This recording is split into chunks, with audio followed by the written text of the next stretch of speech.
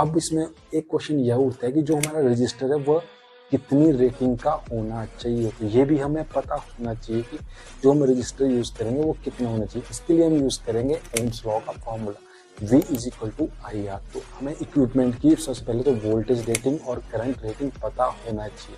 अब मान low voltage हमारे पास गिवन है 11,000 और करंट जो मैक्सिमम या फिर उस ट्रांसफार्मर का जो मैक्सिमम लोड करंट है वो है आपका 50 एम्पियर।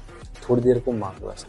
तो जो आपकी 11,000 वोल्टेज है वो होती है आपकी लाइन वोल्टेज। पर इसमें हमने ध्यान रखना है कि हमने लेनी है फेस वोल्टेज यानी कि सिंगल फेस की वोल्टेज। तो वह फेस की वोल्टेज निकल के आ जाएगी 6.6 kV। तो फॉर्मूले में अगर हम पुट करेंगे तो फॉर्मूला क्या निकल के आ जाएगा आपका R = V/I। तो V/I करेंगे 6.6 kV आपने लेनी है फेस वोल्टेज याद रखना अपॉन इसको हम डिवाइड करेंगे तो वैल्यू निकल के आएगी अप्रॉक्स 132 ओम। तो हमने अब इसमें एक क्वेश्चन यह उठता है कि जो हमारा रजिस्टर है वह कितनी रेटिंग का होना चाहिए। तो ये भी हमें पता होना चाहिए कि जो हम रजिस्टर यूज करेंगे वो कितना होना चाहिए। इसके लिए हम यूज करेंगे ओम्स लॉ का फॉर्मूला V = IR। तो हमें इक्विपमेंट की सबसे पहले तो वोल्टेज रेटिंग और करंट रेटिंग पता होना चाहिए।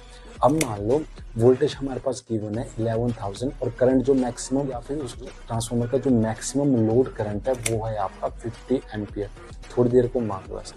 तो जो आपकी 11,000 वोल्टेज है वो होती है आपकी लाइन वोल्टेज। पर इसमें हमने ध्यान रखना है कि हमने लेनी है फेस वोल्टेज यानी कि सिंगल फेस की वोल्टेज। तो वह फेस की वोल्टेज निकल के आ जाएगी 6.6 kV। तो फॉर्मूले में अगर हम पुट करेंगे तो फॉर्मूला क्या निकल के आ जाएगा आपका R = V/I। तो V/I करेंगे 6.6 kV आपने लेनी है फेस वोल्टेज याद रखना अपॉन इसको हम डिवाइड करेंगे तो वैल्यू निकल के आएगी अप्रॉक्स 132 ओम।